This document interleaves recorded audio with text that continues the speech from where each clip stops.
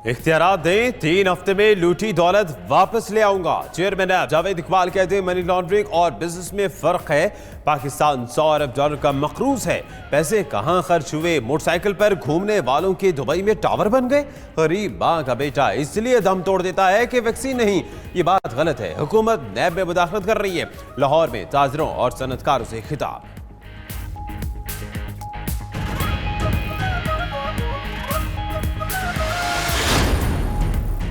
वज़ीर आज़म इमरान खान से मुतालिक ऐवान सनत और तजारत से ताल्लुक़ रखने वाले वफ़द की मुलाकात। वज़ीर आज़म को ताजिर बरादरी को दरपेश मसाइल बारे आगाह किया। मईशत की बेहतरी, कारोबारी सरगर्मियों में तेज़ी लाने, बरामदात बढ़ाने से मुतालिक तजावीज़ भी दी। इमरान खान ने कहा, हुकूमत कारोबारी बरादरी को हर मुमकिन सहूलत फराहम करने के लिए पुरअज़्म है। बिजनेस कम्यूनिटी की कामयाबी मुल्क की कामयाबी है।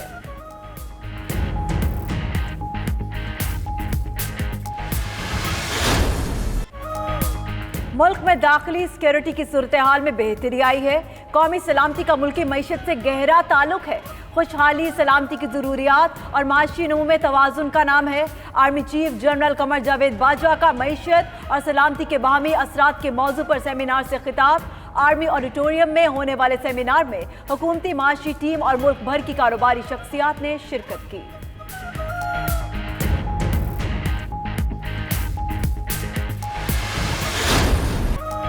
अपोजिशन हुकूमत के खिलाफ सियासी बहस पर एक होने लगी। Chairman people's party Bilawal Bhutto आज फजलुर रहमान से मुलाकात करेंगे। आज़ादी मार्च के हवाले से तबादला ख्याल होगा।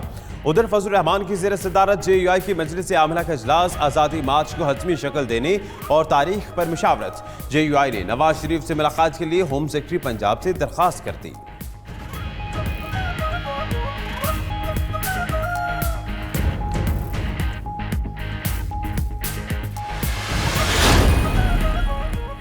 जरदारी, नवाज शरीफ और शहबाज शरीफ ही नहीं, पूरा मुआशरा चोर है। शेख रशीद कहते हैं लॉन्ग मार्च नहीं होगा, नहीं चाहते मौलवियों को डेंगी हो। पर 2 साशिकवान भी भड़क उठी। कहती हैं अपोजिशन सियासी मुनाफकत की मिसाल बन चुकी है। मौलाना साहब, 2 सियासी जमातें आपको ज़ाती मुफादात की भेंट चढ़ाना चाहती हैं।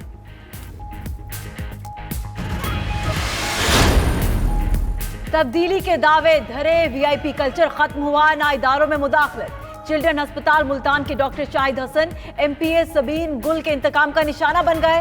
VIP प्रोटोकॉल ना देने पर तहरीक इंसाफ की रहनुमा ने DMS को मुअत्तल करवा दिया। डॉक्टर शाहिद हसन का कहना है उन्होंने सबीन गुल की बच्ची का मुकम्मल मुआयना कराया, वो फिर भी मुतमईन ना हुई। 92 न्यूज़ के राब्ता करने पर खातून रुकने असेंबली ने फोन बंद कर दिया।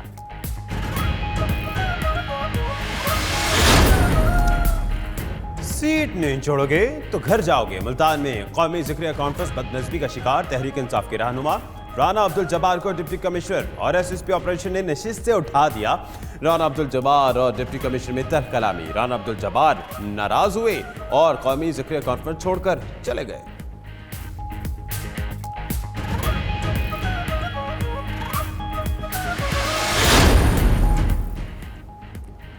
और कराची के बाद लाहौर में क्रिकेट मेला सजने को तैयार, होगी चौकों छक्कों की बहार। कौमी टीम T20 सीरीज के लिए कराची से लाहौर पहुंच गई। मेहमान टीम आज शाम पहुंचेगी। पहला T20 मैच 5 अक्टूबर को कज़ाफी स्टेडियम में होगा।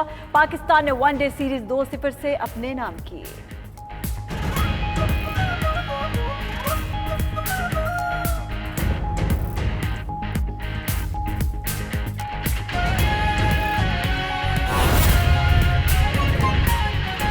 कोर्ट के सामने उसको पेश करूं। आप मुझे वो इख्तियारात मुझे दे दें, नैब को आप इख्तियारात दिला दें।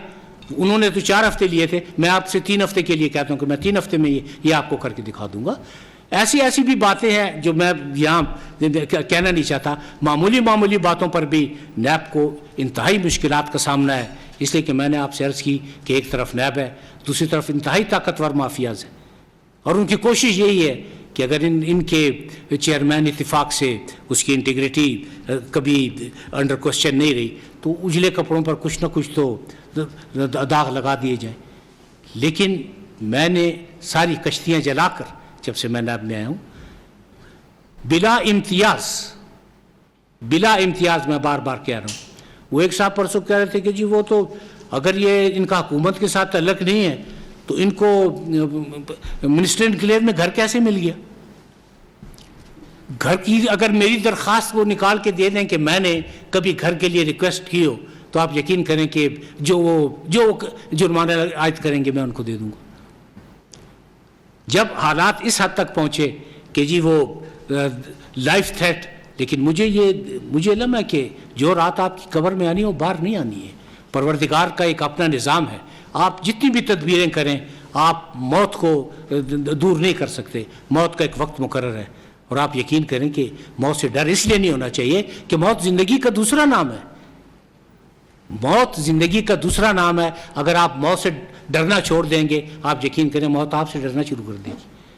तो ऐसा नहीं था कि ज़हन में, और वैसे भी जवानी का अरसा गुजर चुका। अब मैं जिस एज ग्रुप में हूँ, अगर फ़र्ज़ करें कि नसीबों में ये लिखा है, तो मतलब मुझे इस पर कोई एतराज़ नहीं है। कुदरत के हर काम में बेहतरी होती है, लेकिन यह कि कोई कहे कि किसी डर या किसी खौफ या किसी लालच या इस वजह से नैब जो है रात से भटक जाएगी, हट जाएगी, तो ऐसा बिल्कुल नहीं होगा। एक मंजिल का तयन कर लिया है, और वो मंजिल ये है कि पाकिस्तान को करप्शन फ्री बनाना है। इंशाल्लाह आप सब साहब मेरा साथ देंगे, आप मेरी मदद करेंगे, तो आप यकीन करें कि आइंदा आने वाले महीनों में सूरत हाल और बेहतर होगी। मैं ये दोबारा कह रहा हूँ कि गुज़श्ता 2 या 3 महीने में, जैसे इन्होंने बताया, 71 अरब रुपया जो है वो हमने गवर्नमेंट के ख़जाने में जमा किए। अब 71 अरब रुपया, और टीवी पे अगर कोई बैठ के कहे ओके जी इन्होंने किया क्या है, तो वो थोड़ी सी दुख और तकलीफ़ की बात तो है ना करें तो भी मुरद इल्ज़ाम, करें तो भी मुरद इल्ज़ाम। तो ये जो है ये रवायत कुछ लोगों को, और आप यकीन करें कि वो लोग भाषण और तकरीरें कर रहे हैं जिन्होंने कभी नैब का ला उठा के पढ़ा नहीं है, नैब की कभी परफॉर्मेंस देखी नहीं है।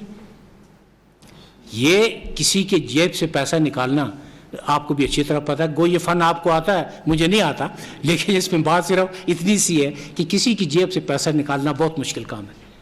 और ये जो 71 अरब रुपया है, और ये टोटल जो है वो जब से नैब आई है वो 342 बिलियन से भी ज़्यादा बन जाता है, खरबों में ये रुपया पहुंच रहा है। तो मतलब ये बात ये है कि कोई एफर्ट तो हो रही है, तो ये सब कुछ हो रहा है ना। वो एक साहब टीवी पे फरमा रहे थे कि जी नैब को ख़त्म कर देना चाहिए, इसके अखराजात गैर ज़रूरी हैं। भाई हम अपने अखराजात से आपको 50 गुना ज़्यादा दे रहे हैं, रकम आपको वापस लौटा रहे हैं, और ये वो डूबी हुई रकम है जिसकी वापसी के लिए हमारे पास, मैं ये बार बार कह रहा हूँ कि कोई मुतबादिल इंतज़ाम नहीं, कोई मुतबादिल हमारे पास है नहीं कि हम इन रकूमात की वापसी के लिए कुछ कर सकें। हर जगह बेहतरी की गुंजाइश मौजूद होती है, बेहतर है, फिर बेहतरी है, फिर बेहतरीन है, उसके लिए हम कोशां हैं। लेकिन बात यह है कि नैब जो है 98 में वजूद में आया था, तो मुझे तो अभी इतने महीने भी नहीं हुए जब से जितने साल गुजर गए। लेकिन अगर इंसान कोशिश करे, और कोशिश डेडिकेशन के साथ करे, तो परवरदिगार भी आपकी मदद करता है। दयानत, अमानत, फतानत, ज़ियानत, ये बुनियादी चीज़ें हैं जिनको सामने रख के काम कर रहे हैं। लोगों की इज़्ज़त नफ्स की मुकम्मल ख्याल रखते हैं। जैसे मैंने आपसे पहले अर्ज़ की है, आप लोगों की इज़्ज़त करेंगे तो परवरदिगार आपकी इज़्ज़त में इजाफ़ा करेगा।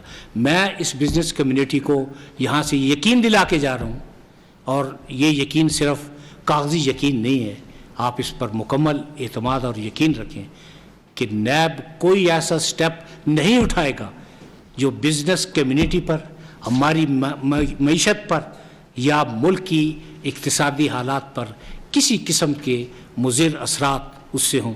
और सबसे ये जो अहम चीज़ वो ये थी, जो डायरेक्टर साहबान का या कंप्लेंट सेल जो हमारा था, उसके अलावा मतलब हमने ये किया कि ये अपना एक कमेटी, चंद दिन पहले मैंने ये अर्ज़ की थी कि हम एक कमेटी बना रहे हैं जिसमें मुल्क के तमाम चैम्बर्स की रिप्रेजेंटेशन होगी। ये ज़रूरी नहीं कि 4 मेंबरान हो, उसके 8 मेंबरान भी हो सकते हैं।